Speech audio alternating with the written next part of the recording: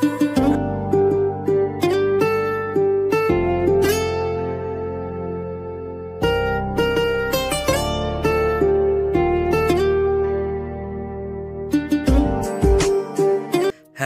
বন্ধুরা, ভিডিওটি দেখার আগে সবার কাছে ছোট্ট একটি রিকোয়েস্ট করতে চাই। প্লিজ প্লিজ প্লিজ যারা ভিডিওটি দেখবেন তারা সবাই নিউজ ডায়েরি চ্যানেলটাকে সাবস্ক্রাইব করে দেবেন। আপনাদের ভালোবাসা পেলে পরবর্তীতে এমন ভিডিও আরও উপহার দেব। ভিডিওগুলো বানাতে আমাদের অনেক কষ্ট হয়, আমি জানি। এই ভিডিওগুলো অনেক মানুষ দেখবেন, তাই প্লিজ একটা করে সাবস্ক্রাইব করে দিবেন। সবাইকে সম্পূর্ণ ভিডিওটি দেখার অনুরোধ রইল। আর যারা আমাকে ভালোবাসেন তারা একটা করে লাইক আর কমেন্ট করবেন। Love you all. তো চলুন আজকের ভিডিওটা শুরু করা যাক। ধন্যবাদ। একটা কালো কাপড় দিয়ে আরু চোখটা বেঁধে আরিশ আরুকে সামনের দিকে আস্তে আস্তে এগিয়ে নিয়ে যাচ্ছে। আর আরুর যেহেতু চোখটা বাঁধা, তাই আরিশ ওকে কোথায় নিয়ে যাচ্ছে আর এরপরেই বা কি হতে চলেছে সেগুলো ওর ধারণার বাইরে। ওর যে জন্মদিন সেটা ওর মনেই নেই। যদি মনে থাকতো তাহলে বুঝতে পারতো যে আরিশ ওকে সারপ্রাইজ দেওয়ার জন্যই এমনটা করছে। কিন্তু বরাবরের মতোই আরু তো একটা বলদ। আরু চোখে হাত দিতেই আরিশ বলে উঠল, একদম নয় আরু পাখি, আমি যখন তোমাকে চোখ খুলতে বলবো তখনই তুমি চোখ খুলবে, তার আগে নয়। আপনি আমাকে কোথায় নিয়ে যাচ্ছেন বলবেন তো, না হলে আমি বুঝবো কি করে? তোমাকে যদি এখন বলি তাহলে এভাবে আনার মানে কি? আর এত কথা বলার কি আছে? একটু চুপ করো, আর একটু পরেই তো সব কিছু দেখতে পাবে। আরু বুঝতে পারলো যে আরিশ নাছরবান্দা, ওকে কোনো মতেই বলবে না। তাই ও শান্তশিষ্ট মেয়ের মতো চুপ হয়ে গেল। আরিশ ঘড়ির দিকে তাকিয়ে আছে আর ক্রমাগত কাউন্টডাউন করছে, 3, 2, 1। তারপরেই আরুর চোখটা খুলে দিতেই হঠাৎ করে কানে তীব্র একটা আওয়াজ ভেসে এলো। শব্দটা উৎস খুঁজতে গিয়ে আকাশের দিকে তাকাতে দেখলো বড় বড় অক্ষরে বাজির আলোতে লেখা, হ্যাপি বার্থডে আরু পাখি। আর তার সঙ্গে অজস্র সাদা আর লাল রঙের বেলুন আকাশে উড়ে যাচ্ছে। অসম্ভব সুন্দর একটা দৃশ্য, এমনটা আরু এর আগে কখনো দেখেনি। আরিশ আরুর কাঁধে চুমু দিয়ে বলল, হ্যাপি বার্থডে আরু পাখি, আমার ছোট্ট আরু পাখি, আজ 20 বছরে পা রাখলো। আরিশের থেকে এরকম একটা সারপ্রাইজ পেয়ে আরুর চোখে জল চলে এলো। কখনো এসব কল্পনাও করেনি সে। তারপরে আরু আরিশের দিকে ঘুরে তাকালো। আরু ভাঙা ভাঙা কণ্ঠে বলে উঠল, আপনি আমার জন্য এতটা। এরপর আর কিচ্ছু বলতে পারলো না। আরিশ আরুর ঠোঁটে আঙ্গুল দিয়ে আলতো করে স্পর্শ করে বলল, একদম এমন কথা বলবে না আরু পাখি, তোমার জন্য করব না তো কার জন্য করব? আমার কি আর 10টা-5টা বউ আছে যে তাদের জন্য আমি করব? তুমি তো আমার সব। বলেই আরুকে জড়িয়ে ধরলো। আরিশ আরুষিকে জড়িয়ে ধরতেই আরু ফুপিয়ে ফুপিয়ে কেঁদে উঠল। আরিশ আরুকে নিজের সাথে আরো জোরে চেপে ধরল। একদম কাঁদবে না আরু পাখি, তোমার চোখের জল আমার সহ্য হয় না। আরিশের কাছ থেকে ও ওর জীবনে নতুন করে বাঁচতে শেখার অনুপ্রেরণা পেয়েছে। জীবনটাকে কিভাবে সঠিক পথে আর আনন্দ করে সবার সাথে কাটাতে হয় সেটাও আরিশকে ভালোবেসে বুঝেছে। আরু এখনো কেঁদেই চলেছে আরিশের বুকে। আরিশ এবার আরুর মাথায় হাত বুলিয়ে বলতে লাগলো, আরু পাখি দেখো, এখন 12টা 5, অলরেডি 5 মিনিট তুমি এভাবেই কেঁদে কেঁদে কাটিয়ে ফেলেছ। এবার কেকটাও তো কাটতে হবে নাকি? তারপর তোমাকে আবার অনেক অনেক আদরও করতে হবে, তাই আর দেরি করা ঠিক হবে না। আরিশের কথা শুনে আরু লজ্জা পেয়ে গেল। তারপর আরিশকে নিজে থেকে ছাড়িয়ে বলল, আপনি কেন সবসময় এভাবে আমাকে এমন কিছু বলে লজ্জা দেন বলুন তো? আরিশ চোখ মেরে বলল, শুধুই কি বলি, কিছু কি? আরু আরিশের মুখ চেপে ধরল হাত দিয়ে। আপনাকে বলতে হবে না, আমি বুঝে গেছি। আরিশ আরুর কথা শুনে হাসতে লাগলো। তারপর আরুর হাত ধরে সামনের টেবিলটার দিকে এগিয়ে গেল যেখানে কেক রাখা রয়েছে। টেবিলের কাছে যেতেই হঠাৎ করে আরিশ আরুর সামনে একটা কাগজ ধরিয়ে দিল। হঠাৎ এমন একটা সময় এই কাগজটার কি তাৎপর্য সেটা বুঝতে না পেরে আরু আরিশকে জিজ্ঞাসা করলো, এটা কিসের কাগজ? আরিশ আরুর হাতে পেনটা ধরিয়ে দিতে দিতে বলল, এখানে একটা সই করে দাও, ছোট্ট করে। আমার সই কেন লাগবে? আরিশ আরুর চোখের দিকে গভীরভাবে তাকিয়ে বলল, বিশ্বাস করো তো আমাকে। নিজের থেকেও বেশি। বলেই কাগজটায় কি লেখা আছে তা না পড়ে আরু সিগনেচার করে দিল। আরিশ আরুর কপালে একটা চুমু দিয়ে মনে মনে ভাবতে লাগলো, আমি চাই না কখনো কারো খারাপ আজ তোমার গায়ে লাগুক, তাই সকল খারাপের থেকে সারা জীবন এভাবে আগলে রাখবো তোমায়। কোনো খারাপ কাজের তকমা তোমাকে পেতে দেব না। আপনি কি এত ভাবছেন? আরুর কথায় আরিশের ধ্যান ভাঙল। তারপরেই আরিশ বলল, তেমন কিছু না আরু পাখি, এটাই ভাবছিলাম যে তোমার বয়স এখন 20, তাহলে আমাদের বেবিও তার আম্মুর থেকে প্রায় 20। তার মানে আমাদের বেবি তোমার থেকে 20 বছরের ছোট হবে, আমার থেকে আরও 26 বছরের ছোট হবে। তুমি আমার থেকে 6 আর আমি তোমার থেকে 6-এর ছোট বড়, মানে অল সেট। বলেই আরিশ হাসতে লাগলো। আসলে ও আরুকে কনফিউজ করার জন্য এমনটা করলো। আরিশ কি বললো তা আরুর মাথার উপর দিয়ে গেল। কথায় কোনো লজিক নেই, আউলা ঝাউলার কথা সব। আরিশ কি বললো আরু আর কানে নিল না, কারণ সত্যি কথাটায় কোনো লজিক নেই যে তা থেকে বুঝে কোনো মানে বার করবে আরু। আচ্ছা, আর বেশি দেরি না করে ম্যাডাম আপনি এবার কেকটা কেটে ফেলুন। আপনিও আমার হাতে ধরবেন? আরিশ আরুর কথা রাখতে ছুরিটা আরুর সাথে ও ধরলো। কেকটার দিকে আরুষি এতক্ষণ নজর দেয়নি, কিন্তু যখন সেদিকে তাকালো অবাক হয়ে গেল খুব, কারণ কেকটার উপরে আরুর একটা ছবি রয়েছে, যেখানে আরু প্রাউড করে একটা পোজ দিয়ে আছে সেরকমই। ছবিটা আরুর খুব পছন্দের। ছবিটাকে আরো কিউট লাগছে কেকটার উপর দেখতে। এরপর দুজনে মিলে কেক কাটলো। দুজনকে খাইয়ে দিয়ে আরিশ আরুষির কোমর ধরে নিজের কাছে নিয়ে এলো।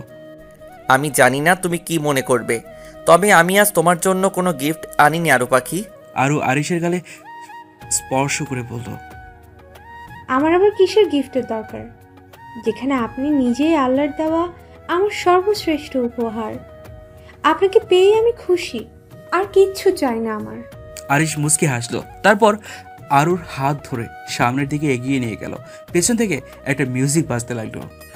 नैनों की तो बात रहना जाने हैं, सपनों के राज तो रहना जाने हैं, नैनों की तो बात रहना जाने हैं, सपनों के राज तो रहना जाने हैं, दिल की बातें धड़कन जाने हैं, जिस पे गुजरी ओ तन जाने हैं, हम दीवाने हो गए आपके, हम तो बस इतना जाने हैं, तू मेरा है सनम तू ही मेरा हमदम, तेरे संग जीना वो साथों जन्म, तू मेरा है सनम तू ही मेरा हमदम, तेरे संग जीना वो साथों जन्म। গানের সাথে সাথে সমান তালে সোলো ডান্স দিচ্ছে দুজনে, আর দুজনের মাঝে যেন হারিয়ে গেছে।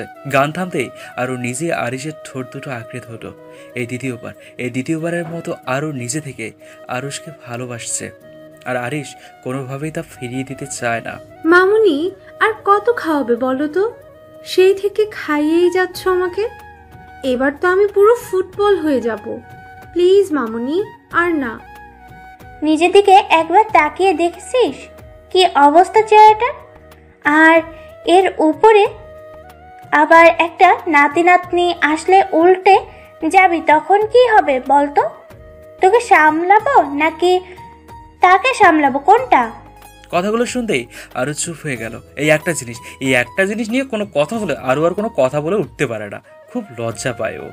আরও চুপ হয়ে গিয়েছে। অনিকা খান ওকে খাওয়াচ্ছেন আর ও মুখ বুজে সব খেয়ে নিচ্ছে, না হলে আবার লজ্জায় পড়বে ওনার কথা শুনে।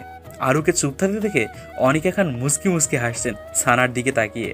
তা এই যে আপনার জন্মদিন, তার ট্রিট কোথায়? আরু সানার দিকে অবাক চোখে তাকালো।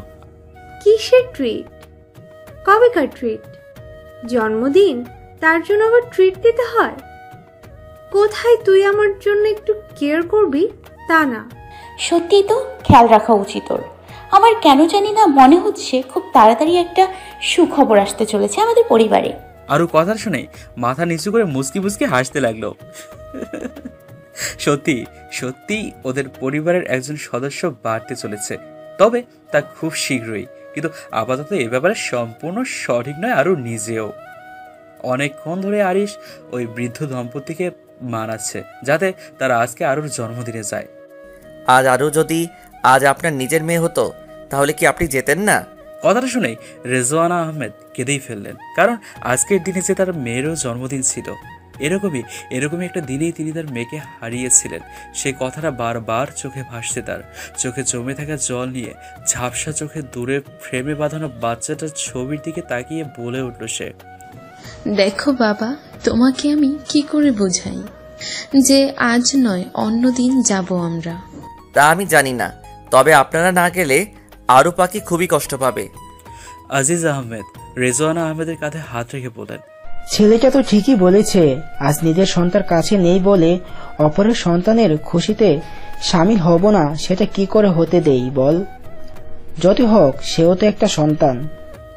রেজওয়ানা আহমেদ চোখটা মুছে আরিশের দিকে তাকিয়ে বলল, আচ্ছা বাবা, আমরা যাব। শুধু আপনারা দুজন গেলে হবে না, আপনাদের গোটা ফ্যামিলিকে যেতে হবে, তার সাথে আয়ুষীকেও। বলেই আরিশ আয়ুষীর কাছে গিয়ে ওকে কোলে তুলে নিল আর পকেট থেকে চকলেটটা বার করে আয়ুষীর হাতে দিল। চকলেটটা আয়ুষীর হাতে দিতেই খুব খুশি হলো ও, আর আরিশের গালে চুমু খেলো। রেজওয়ানা আহমেদ মনে মনে ভাবছেন, মেয়েটা বড়ই ভাগ্যবতী যে এমন একজন স্বামী পেয়েছে। আল্লাহ সবসময় ওদেরকে ভালো রাখুক, আমিন। রাত 8টা। আরুষের বার্থডে উপলক্ষে একটা পার্টির আয়োজন করেছে আরিশ। যতই হোক আরুষের খুশিটাই ওর কাছে আগে। আর তাছাড়া আজকে আরুষের জীবনের সমস্ত সত্য উদ্ঘাটন করেই ছাড়বে, এটা ঠিক করলো। যে করে হোক আরুষিকে সমস্ত খুশি এনে দেবে ও। সারাদিনটা আরুর খুব ভালোই কেটেছে, তবে সকাল থেকে মনটা খারাপ। কারণ সকালবেলা ওর মা একবার ওকে ফোন করেছিল, খুব কান্নাকাটি করেছেন। তবে আহানের সাথে আর কথা হয়নি। এতদিন ধরে ও আহানের সাথে কথা না বলে আছে, এটা ও নিজেই বিশ্বাস করতে পারে না মাঝে মাঝে। কারণ ওর বিয়ের আগে ওদের দুই ভাই বোনের মধ্যে সম্পর্কটা এমন ছিল যে তা এভাবে একটা দূরত্বে পরিণত হবে সেটাও কখনোই কল্পনাতে আনেনি, কখনোই না। সময়ের পরিবর্তনের কারণে সময় মানুষকে কত কিছু শিখিয়ে দেয়, আবার মানুষের জীবনে কত কিছু এনে দেয়। আরিশের কিনে দেওয়া লাল রঙের শাড়িটা আরও পরে আছে, একদম নতুন বউয়ের মতো টুকটুক করছে। সানা আর আরও বসে বসে গল্প করছে। তার মাঝে আরিশের মা ঘরে এসে ওর কাছে গিয়ে ওর আর নিজের চোখ থেকে একটুখানি কাজল নিয়ে আর ওর ঘাড়ের পেছনে লাগিয়ে দিলেন। আমার মেয়েটার উপর যেন কারোর কখনো নজর না লাগে, সব সময় যেন ভালো থাকে। আরুষি মুসকি মুসকি হাসছে। আরুষি কৌতূহলে জিজ্ঞাসা করলো, আমার আম্মু এসেছে? উনি তো অনেকক্ষণ আগেই এসেছে, নিচে বসে আছে, তোর জন্য অপেক্ষা করছে। আরো উত্তেজিত হয়ে বলল, অনেকক্ষণ এসেছে, আমাকে এতক্ষণ বলনি কেন? আরে মামুনি, তুই সাজুগুজু করছিলি তাই তোকে বলতে পারিনি। আরুষি তাড়াহুড়ো করে বলল, মামুনি আমি এক্ষুনি দেখা করে আসছি। অনিকা খান আর কিচ্ছু বলবেন তার আগেই আরও কথাটা না শুনে ওর মায়ের কাছে চলে গেছে। ড্রয়িং রুমের সোফায় এক মনে সামনের দিকে তাকিয়ে আছে আর ওর মা। কেমন যেন বিচ্ছিন্ন লাগছে ওনাকে, জীবন থেকে বড় কিছু যেন হারিয়ে ফেলেছে তারই ছাপ তার মুখে। এতদিন পর আরও ওর মাকে দেখে ওর চোখে জল চলে এলো। দৌড়ে গিয়ে ওর মাকে জড়িয়ে ধরলো। হঠাৎ আচমকা ওনাকে কেউ জড়িয়ে ধরায় উনি বেশ চমকে গেলেন। তাকিয়ে দেখলেন পাশে আরু। উনি ছলো ছলো চোখে আরুর গালে হাত রাখলেন। কেমন আছিস মা? এবার ওনাকে ধরে ফুপিয়ে ফুপিয়ে কেঁদে উঠল আরু। তুমি জানো না তোমাকে ছাড়া থাকতে ভালো লাগে না আমার। তুমি পারলে কি করে এতদিন আমার সাথে না দেখা করে থাকতে? আর তুমি আর ভাইয়া আমাকে একেবারে পর করে দিয়েছো। যেমন তুমিও কোনো যোগাযোগ রাখো না, তেমনি ভাইয়াও আমার সাথে আর কথা বলে না। তোর ভাইয়া এতদিন তোর উপরে অভিমান করেছিল, তবে এখন আর তা নেই। আরও তাও কেঁদেই চলেছে। যতই হোক এতদিন ধরে একটা মান অভিমানের পালা চলেছে, তাই এত সহজে যে ঠিক হওয়ার ছিল না সেটাও ভালোভাবে বুঝতে পেরেছিল। তা ভাইয়া কোথায়? ভাইয়াকে তো কোথাও দেখছি না।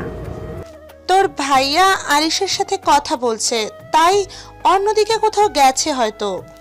আর ওর মাকে জড়িয়ে ধরে বসে আছে। আজ অনেকদিন পর ওর মাকে ও পেয়েছে, তাই এত সহজে ওনাকে ছাড়বে না কখনোই না। তখনই রেজওয়ান আহমেদ আর ওনার গোটা পরিবার এলেন। আরিশের জোরাজোরিতে উনি না এসে পারলেন না। তাছাড়া মেয়েটার উপর অদ্ভুত একটা টান কাজ করে ওনার, তাই মনটা আনজান করছিল। আরুকে ওর মাকে জড়িয়ে থাকতে দেখে ওরা নিজের চোখেও জল চলে এলো। আর যদি ওনার মেয়েটা ওনার কাছে থাকতো তাহলে হয়তো এমনভাবে ওনাকে জড়িয়ে ধরে থাকতো। এভাবে ধুমধাম করে হয়তো ওনার মেয়ের জন্মদিন পালন করতো। নিজেকে কোনো রকমভাবে সামলে নিয়ে উনি আরুর কাছে গেল।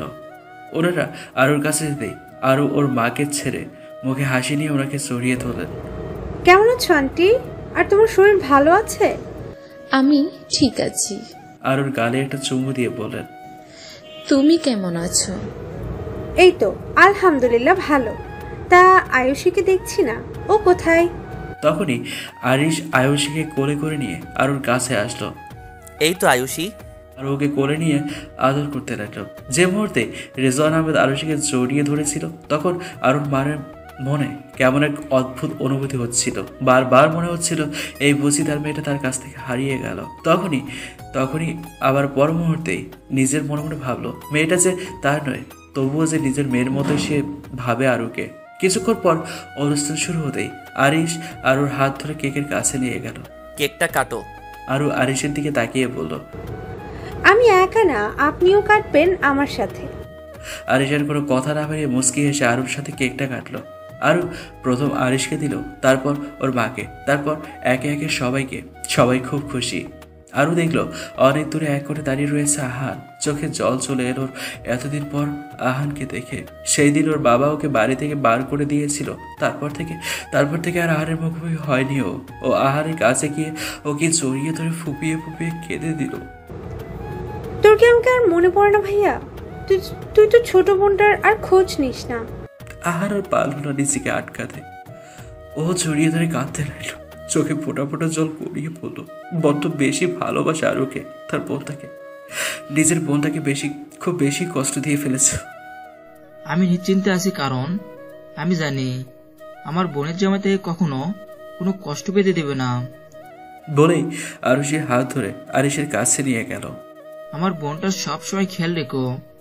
আরিশ মুস্কি হাসলো, সবাইকে একটু অপেক্ষা করতে বলল, তারপর নিজের রুমে চলে গেল।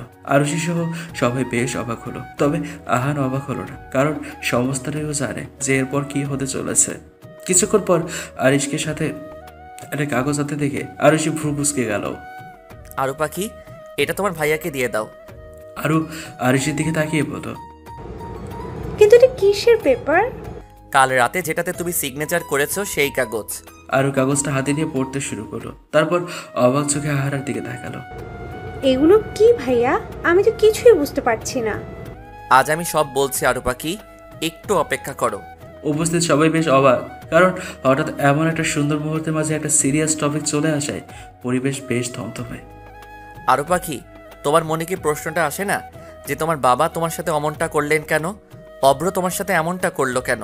বা তোমার বাবার তোমার প্রতি এত অনীহা কি কারণে? আরও এবার চমকে যাচ্ছে আরিশের প্রতিটি কথায়। তবে এই সমস্ত অদ্ভুত কথা শুনে রেজওয়ান আহমেদ আর তার পরিবারের সবাই বেশ অবাক হচ্ছে, কিন্তু আসলে কি হচ্ছে সেটা বুঝতেই পারছেন না। আপনি প্লিজ একটু বলবেন যে কি বলতে চাইছেন? আমি ঠিক বুঝতে পারছি না। সব বলবো আরু পাখি, সব। তুমি যাকে তোমার বাবা বলে মনে করো, আই মিন আরমান সাহেব, উনি আসলে তোমার বাবা নয়। ইভেন তুমি ওনার পরিবারের কোনো সদস্য নও। না উনি তোমার মা, না আহান ভাইয়া তোমার নিজের ভাইয়া। কথাটা শোনা মাত্রই আরুর যেন পায়ের নিচ থেকে মাটি সরে গেল। নিজের কানে যেন এই সমস্ত কথা আর বিশ্বাস করতে ইচ্ছে করছে না। হঠাৎ করে কি থেকে কি সমস্ত শুনছে সে। আপনি এই সমস্ত কি বলছেন? আমি বিশ্বাস করি না। আরিশ আরুর কথার কোনো উত্তর না দিয়ে বলল, যাকে তুমি তোমার নিজের মা বলে মনে করো, উনি তোমাকে ধানমন্ডি থেকে কুড়িয়ে পেয়েছিলেন যখন তোমার 1 বছর বয়স ছিল। আই মিন আজকের এই দিনটাতে। আমি এসব বিশ্বাস করি না। আপনি কি সমস্ত আজগুবি কথা বলছেন? তোমার বিশ্বাস না হলে তুমি তোমার মাকে জিজ্ঞাসা করো, উনি নিশ্চয়ই মিথ্যা বলবেন না। আরু ওর মায়ের দিকে তাকাতে ওর মা মাথাটা নিচু করে দিলেন। আর অনবরত যে ফুপিয়ে ফুপিয়ে কেঁদে চলেছে তা ওনাকে দেখেই বোঝা যাচ্ছে। আরিশের কথা শুনে রেজওয়ানা আহমেদ এবং তার স্বামী যেন নতুন এক আশার আলো খুঁজে পাচ্ছেন, কারণ ধানমন্ডিতেই ওনারা নিজেদের সন্তানকে হারিয়ে ফেলেছিলেন। একটা মিরাকেলের অপেক্ষা করছেন ওনারা। যে পেপারটা দেখছো সেটা একদম সঠিক। তোমার দাদুভাই তোমাকে খুবই ভালোবাসতেন, সেই জন্য নিজের সমস্ত প্রপার্টি তোমার নামে দিয়েছিলেন। আর তোমার বাবা মানে আরমান সাহেব, উনি কোনোভাবেই মেনে নিতে পারেননি যে একজন বাইরের মানুষ হয়ে সমস্ত প্রপার্টির মালিক আহান না হয় তুমি হবে। তবে পেপারে ভালো করে লেখা ছিল যে তোমার 20 বছর হলেই সমস্ত প্রপার্টির মালিক তুমি হবে। তাই আমি চাই তুমি এখন সমস্ত প্রপার্টি আহানকে ফিরিয়ে দাও। আমি চাই না অপরের কোনো জিনিস তুমি নাও। তাই কালকে তোমার থেকে সিগনেচারটা নিয়েছিলাম সেই কারণেই। আরও যেন এবার মাটিতে বসে পড়বে এরকম একটা অবস্থা। মুহূর্তের মধ্যে কেমন উলট পালট হয়ে গেল সব। আরিশ আবারও বলতে শুরু করলো, আর এটাও জেনে রাখো যে তোমাকে বিয়ে করার পিছনে অভ্রের উদ্দেশ্য ছিল, যা হলো ও তোমাকে বিক্রি করে দিত। আর সেক্ষেত্রে তোমার বাবাও তার সঙ্গে যুক্ত ছিলেন, আর উনিও টাকার লোভে তোমাকে বেচে দিতে একবারও দ্বিধাবোধ করেননি। যেদিন তুমি বাড়ি থেকে বেরিয়ে গেছিলে আমি জানতাম তোমার সন্ধ্যাবেলা ফ্লাইট, তাই তোমাকে সন্ধ্যাবেলা ওরা নিয়ে যাবে। কিন্তু তখন তোমার মা আমাকে ফোন করতেই আমার জানতে আর একটু সুবিধা হলো। বলেছিলেন, আরিশ বাবা, তুমি আমার মেয়েটাকে বাঁচাও, আরও খুব বিপদে আছে, এক্ষুনি এয়ারপোর্টের দিকে চলে যাবে, তুমি ওকে বাঁচাও বলে ফোনটা রেখে দিলেন। তাই এক মুহূর্ত আর দেরি করলাম না। উনি ভেবেছিলেন আমি হয়তো কিছু জানি না, তবে আমি যে সমস্তটাই জানতাম, তাই এক মুহূর্ত আর দেরি করলাম না তোমার কাছে যেতে। আশা করি পরেরটুকু নিশ্চয়ই তোমার মনে আছে। আরু কাবা কাবা গলায় বলল, হ্যাঁ মনে আছে। আমি গাড়িতে উঠে পড়েছি, হঠাৎ করে আমার ফোনে আম্মুর কাছ থেকে ফোন আসতেই ফোনটা ধরতে আম্মু কান্না করতে করতে বলল, আরু মা ফিরে আয়, অব্র আর তোর বাপের উদ্দেশ্য খারাপ, তুই আরিশের কাছে ফিরে যা। আমি অপেক্ষা করছিলাম যে কেউ একজন আমাকে বলুক যে আপনার কাছে ফিরে আসার জন্য, তাহলে নিজের মনোবলটা আরও শক্ত হবে। তবে আম্মু বলতেই দুবার আর ভাবিনি যে আমাকে আর কি করতে হবে তা নিয়ে। যখনই গাড়ি থামাতে বললাম তখনই বাপি বলে উঠল, তোকে যদি এখন অভ্রের সাথে না পাঠাতে পারি তাহলে আমার সমস্ত পরিকল্পনা জলে মিশে যাবে, আর আমি এত বড় লস কিছুতেই হতে দিতে পারি না। কথাটা বলার পর কি হলো তা শুনতে পেল না আরু, কারণ তার আগেই অভ্র ক্লোরোফর্ম দিয়ে অজ্ঞান করে ফেলেছে। এটুকু বলেই আরও থেমে গেল, আর তখনই আরিশ বলতে শুরু করলো, তারপরেই এয়ারপোর্টে আমি গিয়ে তোমাকে নিয়ে বাড়ি আসলাম, আর প্রমাণসহ ওনাদেরকে পুলিশের কাছে ধরিয়ে দিলাম। আর উনি যে এত সহজে ওনার কাজটা হাসিল করতে চেয়েছিলেন তা আমি বেশ ভালোই জানতাম। ভার্সিটিতে যখন তুমি পড়তে তোমার প্রতি আমার ছিল অদ্ভুত এক ভালো লাগা, আর তা আস্তে আস্তে ভালোবাসায় পরিণত হতে থাকে। তোমাকে চোখে চোখে রাখার সমস্ত দায়িত্ব কারোর ওপর না দিয়ে নিজেই নিয়েছিলাম। তখন দেখেছিলাম অভ্রকে তোমার সাথে সাথে ঘুরতে। প্রথমে উদ্দেশ্যটা ঠিক লাগলেও পরে খুব একটা ভালো লাগেনি আমার। তারপরে জানতে পারলাম ওর আসল উদ্দেশ্য, আর এক মুহূর্ত তোমাকে কাজছাড়া করতে দিতাম না, সবসময় চোখে চোখে রাখতাম, আর তাতেই আমার কাজে আরও সুবিধা হলো। আরু এবার কাঁদতে কাঁদতে নিচে বসে গেল। তখনই আরুর মা ওকে গিয়ে জড়িয়ে ধরল। কাঁদিস না মা, তুই আমার নিজের মেয়ে না হলেও আমি কখনো তোকে সেই নজরে দেখিনি। নিজের মেয়ের মতোই বড় করেছি আর ভালোবেসেছি। রেজওয়ান আহমেদ কাবা কাবা গলায় বললেন, আরু আমার মেয়ে? আরু কাঁদতে কাঁদতে ওনার দিকে অবাক চোখে তাকালো। তখন আরিশ মুস্কি হেসে বলল, হ্যাঁ, ও আপনারই মেয়ে, আপনার হারিয়ে যাওয়া সে ছোট্ট আরুষি, যার জন্য আপনারা এত বছর ধরে চোখের জল ফেলছেন। এবার আজিজ আহমেদ বলতে শুরু করলেন, আমরা তখন ধানমন্ডিতে থাকতাম, আমার ছেলেটাও তখন সবে 7 বছর বয়স। সেদিন ছিল আরশির প্রথম জন্মদিন। পরের মতো সাজিয়েছিলাম নিজের মেয়েটাকে। তারপর পার্কে ঘুরতে যেতেই একটু বেখেয়ালি হতেই মেয়েটাকে হারিয়ে ফেলেছিলাম সেদিন। আরিশ এবার বলতে শুরু করলো, তারপরে যিনি নিয়েছিলেন তিনি হলেন একজন বাচ্চা পাচারকারী। আরমান সাহেব ওনাকে একটা বাচ্চা জোগাড় করতে বলেছিলেন, তারপর উনি বাচ্চাটা রাস্তার ধারে ফেলে রেখেছেন। আর তারপরে যা হয়েছে সব আশা করি সকলেই জানেন। আরও যেন নিজের মধ্যে নেই, জীবনে বড় সত্যি আজ জানতে পেরেছে। এতদিন যাদেরকে নিজের পরিবার ভেবেছে, এখন তারা কেউ নিজের নয়। আজকে নতুন বাবা মা পেয়েছে একটা পরিচয় আর একটা পরিবার। দীর্ঘ 19 বছর পর রেজওয়ান আহমেদ নিজের মেয়েকে খুঁজে পেয়ে আরুষিকে জড়িয়ে ধরে হাও মাও করে কেঁদে উঠল। আজ সকলের চোখের জলের অবসান হলো। আরিশ ক্লাস নিচ্ছে আর আরও চুপচাপ মন দিয়ে আরিশের লেকচার শুনছে। আরুষি খুবই অ্যাটেন্টিভ আরিশের ক্লাসে। যতই হোক, প্রিয় মানুষের বলা প্রত্যেকটি কথাই যেন মধুর লাগে। খুব ভালো লাগে ওর আরিশের ক্লাসটা করতে। আজকে সানা আসেনি, সামনে আরাবের সাথে ওর এঙ্গেজমেন্ট বলে, তাই আরাব ভাইয়াকে সানা নিয়ে শপিংয়ে গেছে। আরিশ বোর্ডে লিখে লিখে বোঝাচ্ছে, বোর্ডে মার্কারটা ভুলিয়ে পড়ল। এই মলিকিউলটার সঙ্গে যদি এই মলিকিউল বিক্রিয়ায় অংশগ্রহণ করে তাহলে তীব্র বিস্ফোরণ ঘটতে পারে। তাই সবসময় আমরা এই বিক্রিয়াটি এড়িয়ে চলব, অন্যভাবে বিক্রিয়া ঘটানোর পদ্ধতি অবলম্বন করব। হুট করে আরও উঠে দাঁড়িয়ে বলল, may I go to washroom? মুখে হাত চেপে বলল, কারণ ওর খুব বমি বমি পাচ্ছে। আরুর কথা শুনে আরিশ ওর দিকে ফিরে তাকাতেই আরিশের ভ্রু কুঁচকে গেল। মুখে হাত চেপে দাঁড়িয়ে রয়েছে আরু, খুব যেন অস্বস্তি বোধ করছে দাঁড়িয়ে থাকতেও। আরিশ আরুকে আরো কিছু বলতে যাবে, তার আগেই আরু আরিশের পারমিশন দাঁড়িয়ে মুখটা হাত দিয়ে চেপে ধরে দৌড়ে বেরিয়ে গেল রুম থেকে। আর একটু দেরি করলেই হয়তো ক্লাসরুমে বমি করে দেবে। আরিশ বুঝতে পারলো আরুষির শরীরটা একটু খারাপ, বমি করতে গেছে। বেশ কয়েকদিন ধরেই আরুষি কিচ্ছু খাচ্ছে না, সেটাও বেশ ভালোই লক্ষ্য করেছে ও। আরুষিকে বারবার জিজ্ঞেস করলো, আরুষি বলতো যে খেতে ভালো লাগে না। জোর করে খাওয়াতে গেলে আরু শুধু বলে, আপনি আমাকে আর ভালোই বাসেন না। তাই আর কিছু বলতে পারে না আরিশ। আরুষিকে অমনভাবে ছুটে যেতে দেখে আরিশের কপাল কুঁচকে গেল। মনটা আনচান করছে আরিশের, হয়তো শরীরটা খুবই খারাপ, না হলে আর অমনভাবে বেরিয়ে যেত না। আরিশ কপালে বিন্দু বিন্দু জমে থাকা ঘামটা কনুই দিয়ে মুছে একটু কাঁপা কাঁপা গলায় সবাইকে উদ্দেশ্য করে বলল, I think she is in bad situation. I am coming after 10 minutes. Be silent until I come. সবাই একসাথে বলল, ওকে স্যার। আরিশ ব্যস্ততার খাতিরে সকলের সামনে থেকে দৌড়ে বেরিয়ে গেল রুম থেকে। আরিশ চলে যেতেই স্টুডেন্টসরা মুচকি মুচকি আসছে, সবাই বলাবলি করছে আরিশকে কত ভালোবাসেন স্যার, আর কত কেয়ারিং। সবার যদি এরকম একটা হাজব্যান্ড থাকতো। এই ধরনের নানান কথা সবাই নিজেদের মধ্যে বলা কওয়া করছে। গার্লস ওয়াশরুমের সামনে দাঁড়িয়ে আছে আরিশ, তবে ভেতরে ঢুকতে পারছে না, ঢুকলে একটা বাজে ব্যাপার হবে, তাই বাইরে দাঁড়িয়ে অপেক্ষা করছে। কপালে ঘাম মুছতে তা আবার পুনরায় বিন্দু বিন্দু হয়ে জমা হচ্ছে কপালে। যতক্ষণ না আরুকে নিজের চোখের সামনে ঠিক দেখছে ততক্ষণ আর চিনতে যাচ্ছে না। কিছুক্ষণ পর আরুষি ক্লান্ত হয়ে বেরিয়ে এলো। বেরিয়ে আসতেই আরিশকে দেখলো। আরিশ আরুষির কাছে ছুটে গিয়ে আরুকে সরিয়ে ধরলো। আশেপাশে অনেক স্টুডেন্টসরাই দেখছে ওদেরকে, কিন্তু সে নিয়ে আরিশ কখনো ভাবেনি আর কখনো ভাববেও না। আরিশ আরুষিকে আর কিচ্ছু বলতে না দিয়ে ওর হাত ধরে ওর নিজের রুমে নিয়ে গেল। আরুষিকে সোফায় বসিয়ে দিয়ে আরুষির পায়ের কাছে হাঁটু কেটে বসলো আরিশ। আরুষির হাত দুটো শক্ত করে চেপে রেখেছে আরিশ। আরুষির শরীর এখনও কাঁপছে, বমি হয়ে আরও দুর্বল হয়ে পড়েছে। একেই খাওয়া দাওয়া করে না, তার উপর নিজের যত্নও নেয় না। যতটুকু আরিশ করে ততটুকুতেই ওর যত্ন সীমাবদ্ধ থাকে, নিজে থেকে বাড়তি যত্ন নেয় না আরুষি।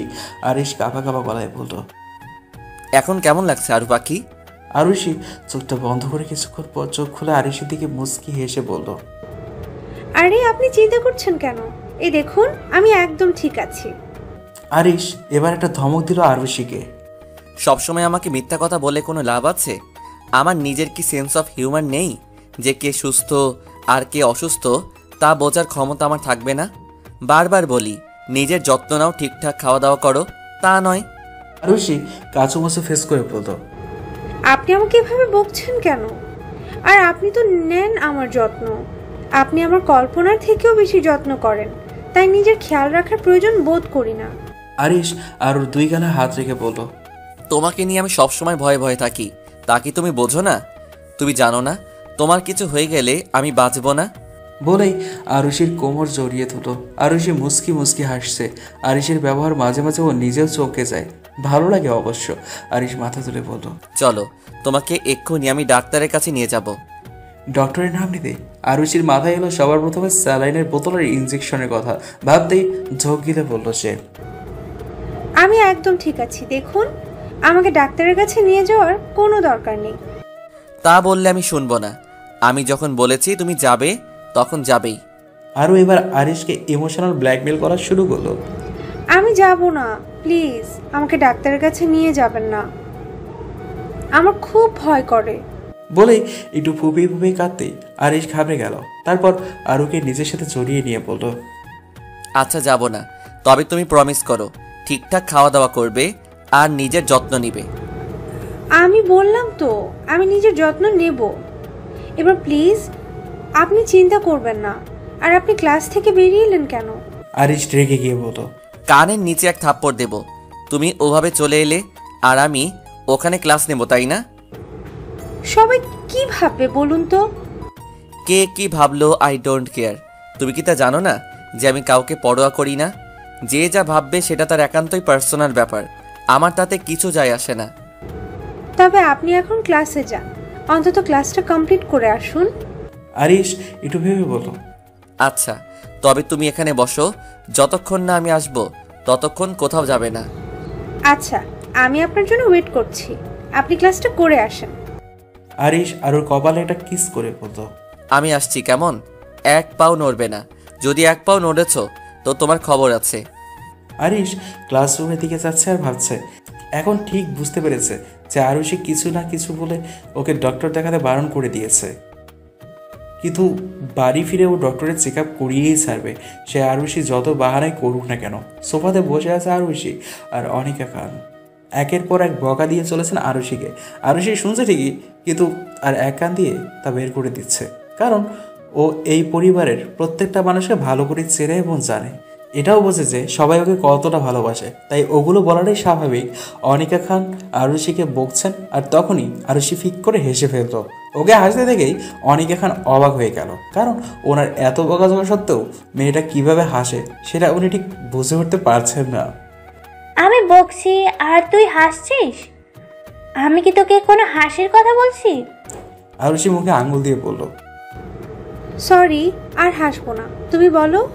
আসলে আরুষি যে আরিশকে কিভাবে ইমোশনাল ব্ল্যাকমেল করে ডাক্তারের কাছে নিয়ে যাওয়া থেকে আটকাতে পেরেছে সেটা মনে পড়তে খুব হাসি পেল ওর, তাই ফিক করে হেসে ফেলল। আর এদিকে অনিকা খান আরুকে আবারও বকাবকি করেই চলেছেন। এবার থেকে যদি ঠিকঠাক খাওয়া দাওয়া না করেছিস তো আমি তোর সব দায়িত্ব কিন্তু এবার আরিশের উপর ছেড়ে দেব। আর যদি আরিশ তোর সমস্ত দায়িত্ব নিয়ে নেয়, টেক কেয়ার করে, তাহলে বুঝতেই পারছিস কি হবে তোর। ও মামুনি, তুমি এমন করছো কেন বলো তো? আর আমাদের মামের মাঝে ওনাকে ডেকে আনার কি দরকার? তুমি তো আমার কত যত্ন করো বলো। আরও জানে আরিশ যদি ওর খেয়াল রাখতে শুরু করে তাহলে ওরা রেহাই নেই।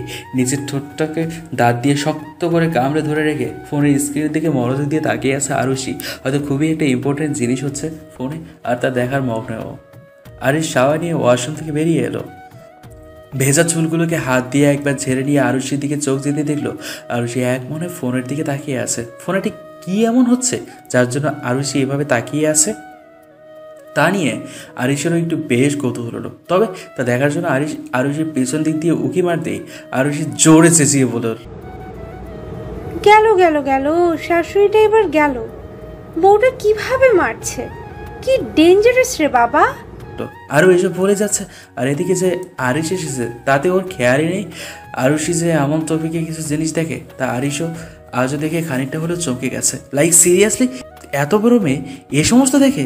এগুলো তো ছোটো ছোটো পিচ্ছিরে দেখে আস্তে আস্তে গড়াগড়ি দেওয়ার জন্য, এখন আরও এই বউ শাশুড়ির ঝগড়া দেখে। এসব ভাবলেই আরিশের যেন নিজেকে পাবনা থেকে ফেরত পাগল বলে মনে হলো। আরিশ আর আরুষিকে ডিস্টার্ব করলো না, ওয়ারড্রোবের দিকে এগিয়ে গেল শার্টটা আনার জন্য। তখনই আরিশের গলার আওয়াজ পেতেই সেদিকে তাকিয়ে দেখলো আরুষি ছুটছে ওয়াশরুমের দিকে। আরিশের আর বুঝতে বাকি রইল না যে আবারও বমি করতে গেছে। ও নিজেও আর দেরি না করে আরুষির পেছন পেছন ওয়াশরুমে গেল। আরুষির অবস্থা খারাপ বমি করতে করতে। আরিশের হাত মুখ ধুয়ে দিয়ে বিছানায় শুইয়ে দিল। আরেকটা বার তুমি এখান থেকে নড়ো, দেখো কি করি।